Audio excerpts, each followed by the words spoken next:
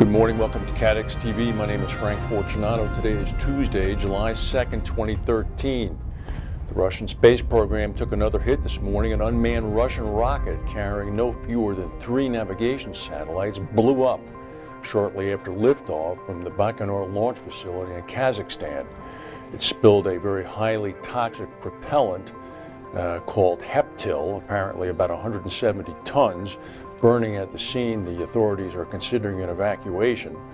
The rocket that went down was a Proton M booster, and in fact the satellites it was carrying were part of a $9.1 billion Russian space project called GLONASS, which is their answer to the United States' GPS system. The 3 satellites that went down today apparently will have an estimated loss of about $200 million. No word yet from the reinsurance market, presumably in Lloyd's, as to who is going to bear this loss. This is not a good day to be Egyptian President Mohamed Morsi. He's facing serious pressure.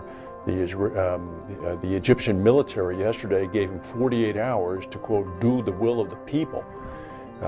Today what's happened, there's another million or so protesters in Tahrir Square. President Obama phoned President Morsi earlier today, stressing that democracy is more about elections, it's about ensuring that the voice of all the people are heard. Meanwhile, Morsi's government has been plagued now by a number of high-level resignations, including the foreign minister as well as his military advisor, who resigned and said that the army, quote, would not abandon the will of the people. Morsi is taking a very hard line, indicating that he is the elected leader and is following the Constitution. The New Zealand earthquake recovery body, the Earthquake Commission, which was formed after the 2 earthquakes last year in Christchurch, has paid $160 million more for increased reinsurance cover for the 2013-2014 year. The Commission Chief Executive Officer said, "This means that if we have a similar sequence to the Canterbury earthquakes, where we had 2 of them, we'll have up to $6.5 billion in reinsurance cover for any one year." Reinsurers, meanwhile, according to Willis Re, are taking robust defensive measures to maintain market positions recently eroded by new capital market entrants. This was the headline coming out of the Willis Re report yesterday. The full report is now available. Among other things, the report indicates that rates are down as much as 25% on some Florida property catastrophe accounts. That's absolutely amazing. Also noted that losses caused by U.S. tornadoes and European floods during the second quarter will only have a modest impact on the global reinsurance market, not enough to avoid the continuing softening of the pricing. And what's worse, with the modest outlook for growth and underwriting profitability, many reinsurers are examining their capital management strategies in an effort to improve their overall investment returns. Yikes.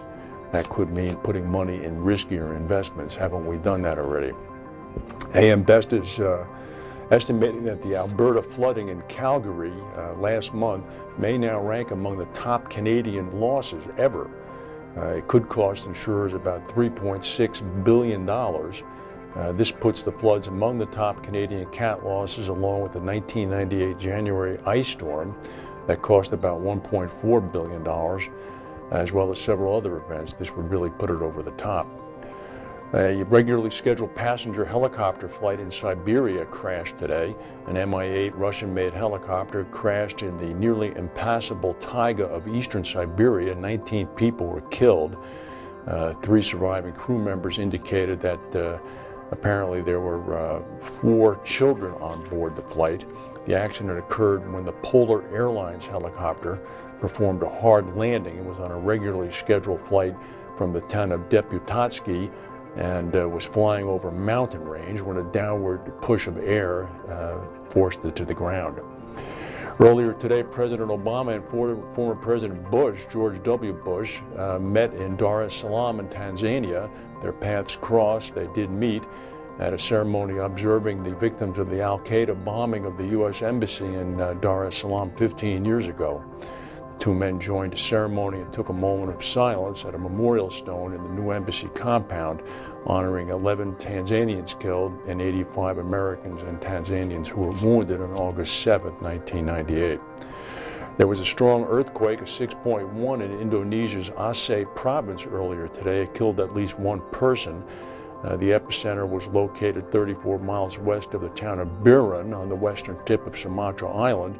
It caused panic among officials attending a meeting of the Asia-Pacific Economic Cooperation meeting in Medan, the capital of neighboring northern Sumatra. The officials at the meeting were escorted from the second-floor meeting room by security officers. Presumably they were brought outside to. And finally, in the United States, we're always concerned about fireworks and things of that nature as we come up to the 4th of July celebration. But in England, there's a different story. British firefighters are calling for people not to use paper lanterns after they were blamed for a huge fire in central England. The paper lanterns, called Chinese lanterns, are the focus of a statement by the Chief Fire Officers Association of Britain earlier today, saying that the lanterns, heated by candles and launched into the air during celebrations, can cause significant damage. No kidding. Video evidence has shown that a large blaze at a plastic recycling plant near Birmingham on Monday was started by a paper lantern that floated over the site. The blaze caused about $9.1 million US in damage. The fire officer said that as well as being a fire hazard to everything from thatched roofs to hazardous waste, paper lanterns also posed a risk to livestock. Unbelievable. Imagine putting a lit candle to generate the heat inside a paper compartment to cause that thing to rise and then drift away and land somewhere. It's like a floating Molotov cocktail. That's the news for today. If we have any breaking news, we'll come back and tell you. Thank you for watching, and we'll see you tomorrow.